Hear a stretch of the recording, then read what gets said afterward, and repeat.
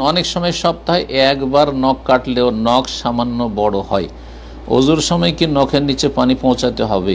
অসুবিধা নেই, নখ একটু বড় হলে কোনো অসুবিধা নেই। আর নখের নিচে পানি পৌঁছাতে ইচ্ছা করে আপনাকে ঘষাঘষি করতে হবে, এত কঠোরতা দিন ইসলামের নেই। আর দিন ইউসুর রাসূলুল্লাহ সাল্লাল্লাহু আলাইহি ওয়াসাল্লাম সহিহ বুখারী, দিন হচ্ছে সহজ। সুতরাং আপনি ওজুর অঙ্গগুলিতে পানি বহিয়ে নেবেন ভালো করে, যাতে করে পানি পৌঁছে যায়। যতটা প্রকাশ পাচ্ছে ততটা পানি পৌঁছাতে হবে, যতটা আড়ে আছে ঢাকা আছে তার ভিতরে পানি পৌঁছানো আবশ্যক নয়। এই জন্য যাদের ঘন দাড়ি তাদের ক্ষেত্রে দাড়ির লোমকূপে অর্থাৎ আপনার দাড়ির ভিতরে আপনার পুরো পানি পৌঁছাতে এমনটা নয়, বরং ওপরটাতে পানি বহিয়ে দেওয়া বা ওপরটা ধুয়ে নেওয়াই যথেষ্ট। ভিতরের প্রত্যেকটি লোমকূপে পানি পৌঁছাতে হবে এমন কোনো শর্ত নেই, আর কঠোরতাও নেই।